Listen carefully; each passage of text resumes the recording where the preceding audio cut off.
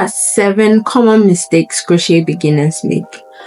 Hi, I'm Mihua or Laurel, and I'm a crocheter, the founder of Alpha Crochet, and I've noticed or I've experienced some petty things that I've seen people repeat in their crochet journey as beginners that I would like to highlight on. I feel talking about this will help maybe upcoming crocheters know what kind of mistakes to avoid. I mean, there are a lot. It's a long list, but I just summed it all up to 7. So first off, I can't list them all offhand, so I kind of wrote it down in my book. So number 1 is devaluing your projects. I know you're a beginner, you're looking for customers, you're looking for people to notice your brand, but it's not a reason to undervalue or devalue your work.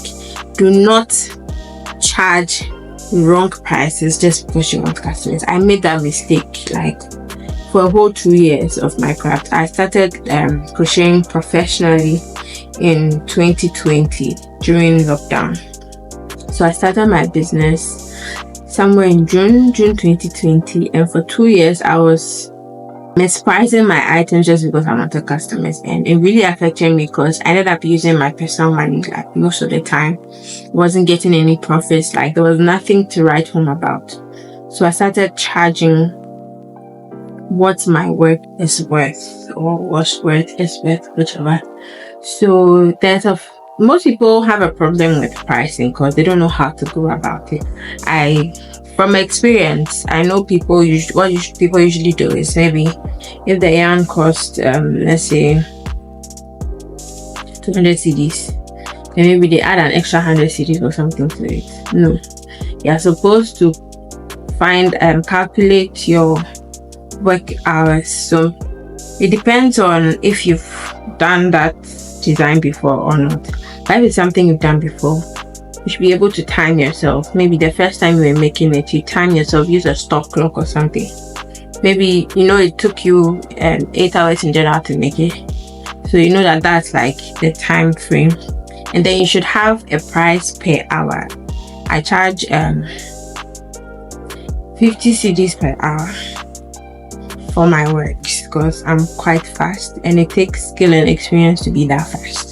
So you're not just paying for the item, you're paying for the skill and the experience and the knowledge that went into getting to that level. So I charge 50 cedis per hour. So if it's going to take me 3 hours to make particular outfits, that's 50 times the 3, 150. Then I add the cost of the yarn, then cost of packaging costs. I'm not going to deliver it to you just like that. I'm going to put it in a bag. It will be in a rubber before it will be in a bag, to the labels and all that.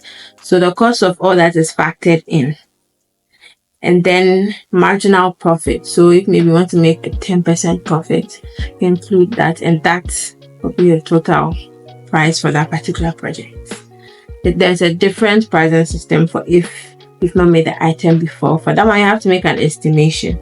And even with that, you have to have made a lot of stuff to be able to estimate that, maybe if I look at this thing, it will take me 2 hours, which is why you need to keep practicing.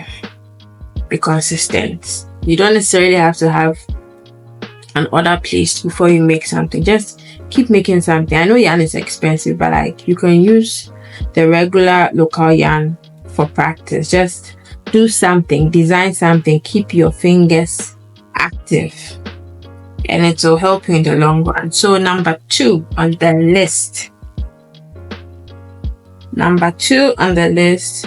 is not investing in your craft. I know a lot of beginner or self-taught crocheters learn from YouTube. I mean, most of us, or at least in my country here, most people learn crochet in junior high school, JHS. But it's not like advanced level crochet. It's like basic crochet, tablecloth and stuff. But that does not translate into making dresses. So you need to know how to do that. Some people are smart enough to figure that out. Others need someone to teach them. So if you know it will take you so long to learn from YouTube. Just get yourself a teacher and save yourself the stress. Trust me. Save yourself the stress. If you have to buy an ebook, if you have to buy a pattern, if you have to pay for a tutor, just do it. It's important to invest in your craft. For me, I'm self-taught.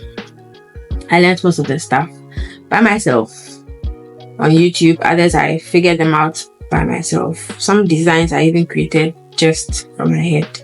I have a sketchbook where I sketch some outfits. So maybe I sketch something, I try and see if I can make that in the crochet form, and voila, it happens and I have a new outfit. So there's that. So if you need to spend money, don't be afraid to spend money. You know, there's a saying, you spend money to make money. So if you have to spend money to invest in your craft, please do it. It will help you in the long run. Number 3 on the list, not making swatches. This is a very important one because you may get an order, mostly custom orders. You may end up frogging your project in the middle of it, or even close to the end and starting all over again. It has happened to me several times. So if there's a design you're not so sure of, even the ones you're sure of, make a swatch test. Get some leftover yarn somewhere. Make something small in that design, maybe for the size of a newborn or a doll or something. Like, just make a swatch test to be sure that if you do this in the original size or measurements, you're not going to make any mistakes. So when you start, you're just going to finish and that's it. It saves you time and stress. There was one time client bought a vest. I made a cardigan for my grandpa and kind of had a lot of views on it. Like in the very beginning of my business, I had a lot of views on it because it was quite nice. It was black and white, typical male color. And a friend, or should I say an acquaintance, wanted something like that but in a vest form, so without the sleeves. That was fine by me, but this person wanted a logo to be at the chest area, and I had zero knowledge of tapestry. So I now had to go online, go to YouTube, try to figure out how to do that particular logo. And instead of making a swatch test, I just did the vest, used a different yarn to create the logo and stitch it on it. And it wasn't looking so nice. And it also turned out that the measurements the lady sent me were wrong. I was expecting her to get her measurements from a seamstress or something, but the measurements she gave me were wrong. So it got to her and it didn't even go past her breast. So she had to send it back. I had to frog the entire project, start all over again, and increase the measurements she gave me, because I felt like it would be better for it to be bigger than for it to not fit at all. So I doubled the measurements, and then I went to learn how to do that logo in tapestry form on YouTube. Then I did it and it all was fine, and I sent it back to her. So I ended up spending time redoing it, spending money on delivery too. So it's best to make a swatch sample before you go ahead with any project. So the next one, which is number 4, not exploring techniques. I know we love to use double crochet and half double crochet earrings, but there are very beautiful patterns out there. Double crochet is a basic crochet stitch. Yes, when you use it, it's nice, but combining stitches creates something lovely. Let's use waffle stitch for instance. Waffle stitch is literally a combination of double crochet front post stitches, and it gives you a beautiful pattern and texture. So as a beginner, after you've mastered the basics, the next thing for you to do is to explore techniques. Go online, look for any new stitch or any old stitch you don't even know about. There's waffle stitch, alpine stitch, Tunisian crochet, the honeycomb stitch, different floral stitches, different lace stitches, This one I found out about it just this week, called the crocodile stitch. Yeah, crocodile. I never knew it was a stitch like that till a day or two ago.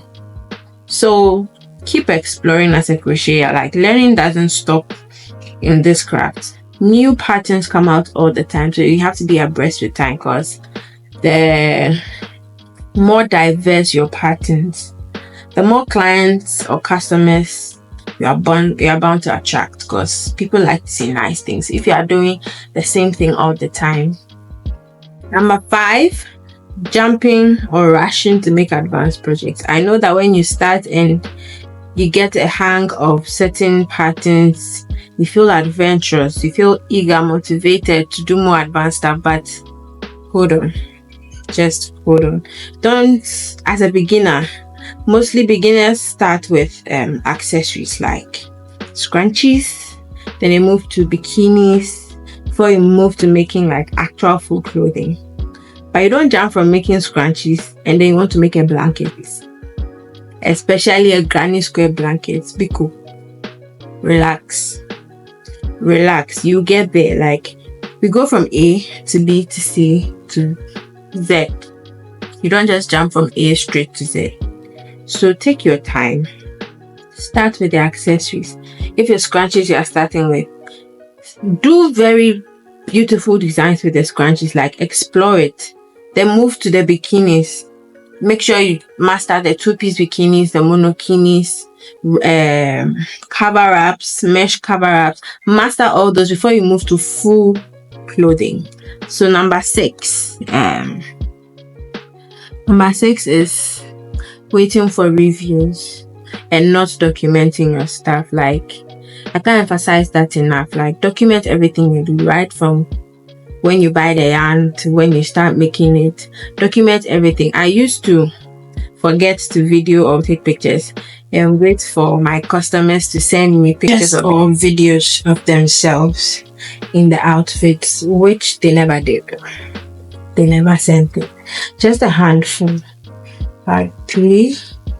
One of my friends who is also kind of like an influencer, I tend to use her a lot for like free ads, so I make stuff for her, send it to her, then she sends me videos and pictures of herself on it. Aside that, most of my customers do not send me photo or video reviews, and I may ask, but I'll not ask you more than once. If I ask once and I don't get any reply for you, that is it, because technically they are not obliged to send me anything, because it was not a free service, they paid for it. It's not an ad. I mean, it would be nice if they could send it so I could post to show that people actually use my products, but if they don't, there's nothing I can do about it, which is why you have to document it. You have to take videos and pictures before you send it out to them. And last but not the least, you need to take breaks. I know you can get consumed with crocheting sometimes, get so excited, wanted to finish your project very quickly and move on to the next, but you need to take breaks because your health is important. I ended up developing a spine problem somewhere around 2022 before I got my 9-to-5 job. I used to crochet like every single day. At any waking moment, like I wake up, I'm crocheting, like the whole day till I sleep. I only take breaks when I have to maybe use the washroom, take a nap, or maybe eat. Aside that, you always find me with my hook and my yarn. I still do crochet a lot, but now I have to take breaks because you sit to crochet, you can't really lie down and crochet. You may be able to, but you won't be fast, so you have to sit. And sitting for so long is bad for the back, no matter how comfortable your posture is. So maybe after an hour or two, take breaks, take a walk, go and drink water, something. Just make sure you're out of the seat. Else, if you sit down continuously like that, trust me, you develop a back problem or a spine problem, and you are too young for that. So please take breaks as often as you can. I hope these 7 lessons will be beneficial to upcoming crocheters and crocheters that are already in the business. So in the meantime, I'll catch you in my next video. Ciao.